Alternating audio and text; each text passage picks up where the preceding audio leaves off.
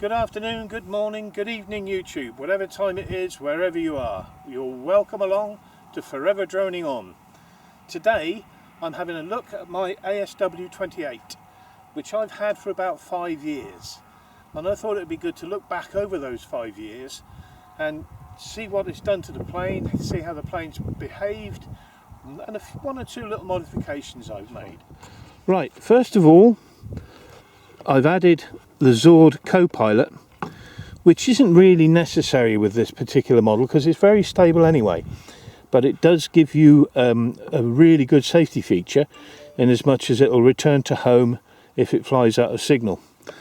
I'm using the FS IA6B receiver, which is a cheap and cheerful receiver but seems to work really well. The big modification I've done is I've taken the wheel out of the bottom of the model here.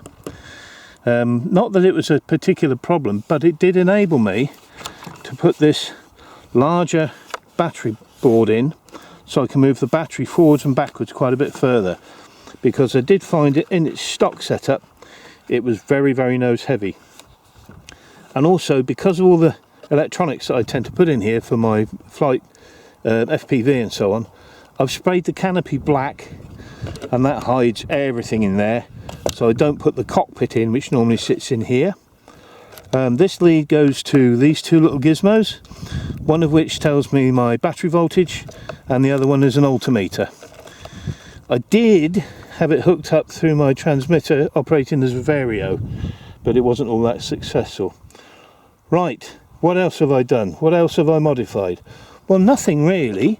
That's the GPS for the co-pilot, which runs inside. I can also put that out on the wing. This black gizmo here, that's where I mount my camera, and that'll take any normal tripod mounted camera on there. However, you do have to think about the weight, so anything like a GoPro is fine, but I wouldn't put a P1000 on there or anything like that. Right, let's put it together. Right, I always remove the tailplane when I transport the aircraft, mainly because I've modified the box, and I can put it back in the box that it was delivered in, and it makes it safer to carry. There's the box we made. All I've done is add these sections on the end, and with the tailplane taken off, it'll fit in the box quite happily. Makes it a bit less damaged while we're travelling. Now, it's quite simple putting the tailplane on. Just make sure that the push rod is properly connected. That settles down on there. Take one of the screws, pop it in the front, and tighten it up. Don't over tighten these because they will strip the threads as quick as look at you. It's only plastic, metal screws going into a plastic thread. Not brilliant. If you did do that, I would imagine you could permanently fix the tailplane in place with some araldite or hot glue or similar, but that would mean it won't go in the box. Right, that's the tailplane fitted.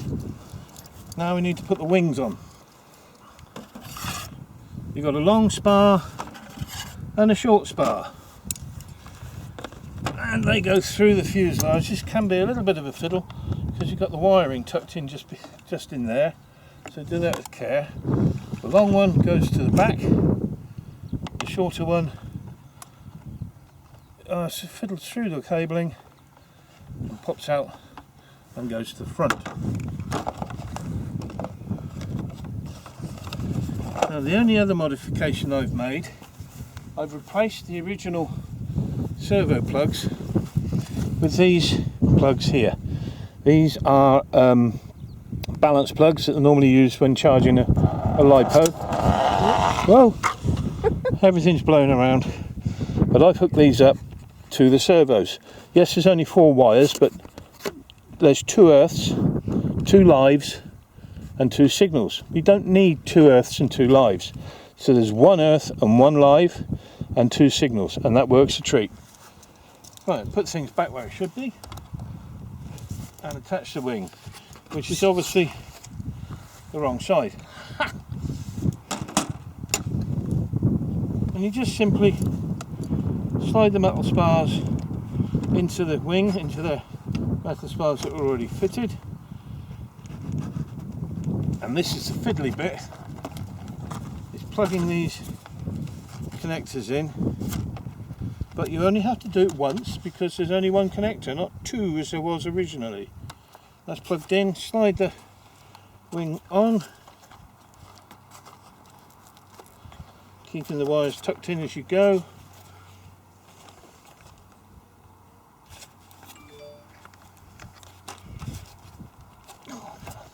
This was the only bit I was really concerned about when I bought it, were these plastic catches. I didn't think they were going to last 5 minutes. I thought they'd snap off across there, but they haven't. They probably will today, now I've said that. It's brilliant, it's really good. It's been a very good model. There we go, nice firm click when it goes in. Tuck the cabling down in there like that, and then we do exactly the same on the other wing. Right, just going to put the battery in now. This is my extended battery tray, and you can probably see the markings there. I originally marked them for which battery I was putting in, the 3300 or the 2200. I don't do that now because I like to check the centre of gravity before I even fly. But I find it goes around about there, and then under the wing I've got two little blobs of hot glue, which are the centre of gravity, and that's about right there. That's pretty good. And with these batteries I find under power I can get about 5 minutes, but if there's any lift about, well obviously then the sky is the limit, because you don't use much battery when you're cruising around. I normally put a bit of foam in there, but I've lost it, so I've managed to find an old glove, which will do for now. Always turn on the transmitter and check that it's the right model before you connect the battery, otherwise dire things can happen. Now, because of the Zord co-pilot, it's going to take a little while to fire itself up, and it won't arm the motor until it has a good GPS lock. So while it's doing that, I'll put the canopy on. The canopy, to my mind, is the weakest part of the model. It's not very strong. It's held in by tiny little pins which come out and get lost very quickly and very easily. They were available for replacements from Hobby King. That looks nice, but I can't get them now, so I put an elastic band just around, just to be secure. And that is ready to rock and roll pretty much. There we go. It's now got a GPS lock, so it's ready to fly. This is my Samsung Gear 360. A bit bigger than a golf ball, doesn't weigh too much. I'm going to put it on the glider. I've done this a few times and it works quite well, although the resolution is poor. Today I'm going to try just using the 2D or the flat 180 degree, which only uses one camera rather than two, and hopefully give us a better picture. So that goes straight on here. I drilled the hole exactly over the centre of gravity, so it doesn't affect the flight characteristics at all. It is a little heavier, admittedly, but that's how the camera sits on the model. As I say, the hole I drilled through the fuselage is exactly above the centre of gravity, or as near as I could get. And let's go fly that and see what we get. Let's do our normal checks. Rudder to the left, rudder to the right, ailerons left, ailerons right, up and down. That's it.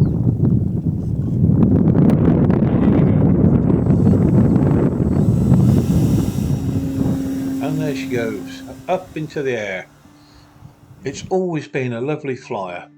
Absolutely beautiful model this. I'm really happy with it. I bought it from Hobby King about 5 years ago and it cost me £110 delivered. And I wasn't going to complain at that. Faults with it, very few, apart from, like I say, the canopy is not very good at all. It wouldn't be difficult to make a new one with a Coke bottle or something like that, but it does let it down a little bit. They are, or were, notorious for being nose heavy, which, as I say, I've modified by taking out the wheel and making the longer battery tray or battery board, call it what you will. Everything else is fine. I mean, the servos in it, they're probably very cheap and nasty servos, but they're still working. They seem to work fine. And I have not had any problem with them. Of course, until I fly next time, then they'll all stop. But I've not had a problem with them. I've flown it an awful lot. I've flown it on 3300 batteries, 5000 milliamp hour batteries, all 3S, of course. It doesn't like the bigger batteries too much. It likes to fly very fast when they're in there. With the 2200, I've had flights of half an hour, 3/4 of an hour, depending on the lift. If there's no lift, you don't get very long. You get 5, maybe 7 minutes at a push. But she's a dream to fly, absolute dream. With the flaps down, she slows down very quickly. And I did at one point have the flaps hooked up to the elevators to give me crow braking, but with the Zord autopilot I can't do that because of the way that that operates. It restricts the ailerons have to be on a Y lead. I can't operate them individually. I might at some point do another video purely about the Zord autopilot because it is a cracking little tool. Anyway, I hope you've enjoyed this video. If you have, please give me a thumbs up. And as always, please subscribe. I love having subscribers. It doesn't cost you anything and I won't be a nuisance, I promise you. Anyway, God bless and happy flying.